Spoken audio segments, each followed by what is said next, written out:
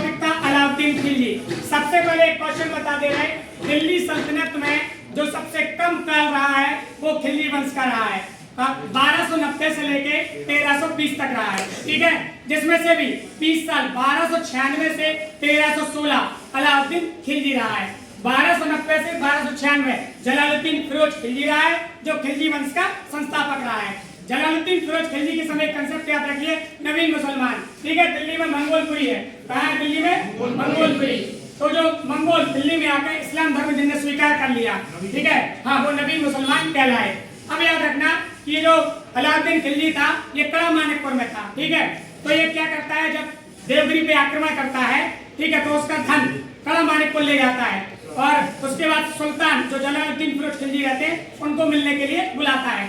वहां धोखे से इनकी हत्या कर देता है। अलाउद्दीन खिलजी का वास्तविक नाम रहता है अली गुस्सा। अब ये क्या करता है, कड़ा मानिकपुर से दिल्ली की ओर चलता है और इसके साथ प्रमुख यहाँ पे एक प्रमुख समस्या रहती है, जंगा इससे विद्रोह कर देती है क्योंकि इसने सुल्तान की धोखे से हत्या कर दी। इसके बाद इसका जलालुद्दीन फिरोज खिलजी का लड़का अकाली ये मुल्तान से चलता है, ठीक है। तो सबसे पहले ये किसको मारता है, जलालुद्दीन फिरोज खिलजी के लड़के को मारता है, ठीक है। अब जब ये गद्दी पे बैठ जाता है तो सबसे पहले ये कहाँ आक्रमण करता है, गुजरात पे। सबसे पहले कहाँ करता है, मुल्तान के बाद कहाँ करता है, गुजरात, ठीक है। गुजरात में कौन रहता है, रायकण बघेल। कौन रहता है, रायकण बघेल रहता है। तो रायकण बघेल क्या करता है, भाग के देवगिरी चला जाता है, ठीक है, और अपनी पुत्री को ले जाता है। लेकिन उसकी वाइफ वहीं छूट जाती है, तो उसकी वाइफ से ये शादी कर लेता है और उपाधि दे देता है, ठीक है, मल्लिका जहांगीर, ठीक है। चलिए, इसके बाद ये अपना अगला आक्रमण करता है रणथंभौर पर। रणथंभौर में कौन रहते हैं, राजा हम्मीरदेव रहते हैं। तो वहां उनका जो प्रधानमंत्री रहता है रणमल, वो विश्वासघात कर देता है। इन दोनों अभियान में सब पहले वो नुसरत और उलूग खां को भेजता है। तो इस बार रणथंभौर में उसका एक सेनानायक खत्म हो जाता है, उसका नाम क्या होता है, नुसरत खान। और एक और बात, गुजरात अभियान में नुसरत खान कोई हजार दिनानी जिसको मलिक कपूर बोलते हैं वो मिलता है, ठीक है, याद रखना। गुजरात अभियान में मिला था, पिक्चर में गलत बताया गया थोड़ा, है ना। चलिए, इसके बाद रणथंभौर के बाद अगला आक्रमण कहाँ होता है, चित्तौड़। चित्तौड़ में कब करता है, 1303।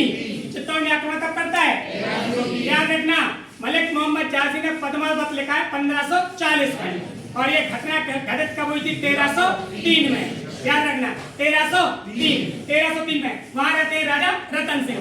चित्तौड़ पर हमला करने का मुख्य उद्देश्य ये था कि जब गुजरात ऊपर से उत्तर से दक्षिण भारत जाओ तो चित्तौड़ यहाँ से बीच में पड़ेगा, ठीक है, हाँ, इसलिए हमला करने का मुख्य उद्देश्य था। इसके बाद चित्तौड़ के बाद हमला करता है 1305 में, कहा, मालवा। कहाँ हमला करता है, मालवा, जहाँ महलक देव रहते हैं और आइनुल मुल्क को भेजता है ना।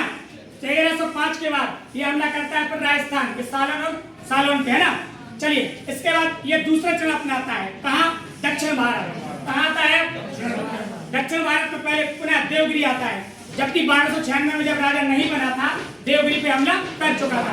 अब राजा बनने के बाद देवगिरी पे हमला करता है, ठीक है। देवगिरी के राजा कौन रहते हैं, रामचंद्र। अच्छा, जब गुजरात पे हमला किया था तो रायकण बघेल ने शरण कहाँ ली थी, रामचंद्र के पास, ठीक है। तो रामचंद्र को ये पराजित करता है। अच्छा, रामचंद्र को इससे अच्छे संबंध रहते हैं, उनको उपाधि भी देता है, ठीक है। और अच्छा, चित्तौड़ को जब जीता था तो उसका नाम क्या रख दिया था, खिजराबाद। और अपने लड़के देवल देवी से शादी कर देता है। देवल देवी कौन रहती है, रायकण बघेल की बेटी, है ना। उसकी पत्नी से खुद शादी करता है ना, याद रखना, ठीक है। चलिए, इसके बाद आता है फिर से, अब आता है ये आईएमपी, यहाँ कोनूर हीरा मिलेगा, तेलंगाना का कौन सा, वारंगल। यहाँ के शासक रहते हैं प्रताप रुद्रदेव। ये मलिक कपूर के सामने आत्मसमर्पण कर देते हैं, अपने सोने की चैन और मूर्ति बनवा के आत्मसमर्पण की मुद्रा में भेजते हैं और यहीं से इनको कोहिनूर हीरा देते हैं, ठीक है। तो कोहिनूर हीरा अभी किसके पास आ गया, मलिक कपूर से अलाउद्दीन खिलजी के पास, याद रखना, ठीक है। इसके बाद फिर कर्नाटक पे भी हमला करता है और वीर पांडे और ये दो सुंदर पांडे रहते हैं, इनके पास भी हमला करता है, ठीक है, तमिलनाडु। ये क्लियर हो गया। इसके बाद फिर से अलाउद्दीन खिलजी ने सबसे पहले सैनिकों का हुलिया उतारने की प्रथा चालू की, जिससे सैनिकों की प्रतिनियुक्ति ना हो और जो अच्छी किस्म के घोड़े हैं वो लड़ने के लिए आए, ठीक है। तो सेना की क्या किया, हुलिया उतारने की प्रथा अलाउद्दीन खिलजी ने चालू की। इतना याद रखना। अलाउद्दीन खिलजी ने बाजार नियंत्रण को मजबूत करने के लिए कैंसा विभाग बनाया? सेना ए मंडी। सेना ए मंडी में जो पंजीकृत होते थे वही माल बेच सकते थे। प्रतिदिन के मूल्य निश्चित कर दिए। ठीक है, अलाउद्दीन खिलजी ने दीवान रियासत विभाग बनाया अलग बाजार व्यवस्था को दुरुस्त करने के लिए, और सदर रियासत इसका प्रमुख अधिकारी होता था जिसके अंडर में सेना नाम का निरीक्षक कार्य करता था। ठीक है, इसने गुप्तचर विभाग को भी मजबूत किया। ठीक है, अलाउद्दीन खिलजी ने स्थायी सेना रखना चालू की जो लड़ने के लिए हमेशा दिल्ली में ही रहती थी। ठीक है, अलाउद्दीन खिलजी ने सैन्य विभाग हो, न्याय व्यवस्था हो, बाजार नियंत्रण प्रणाली हो, और इसने आर्थिक कर में कर बढ़ा दिए। मुसलमानों से भी लेता था कौन सा? जकात।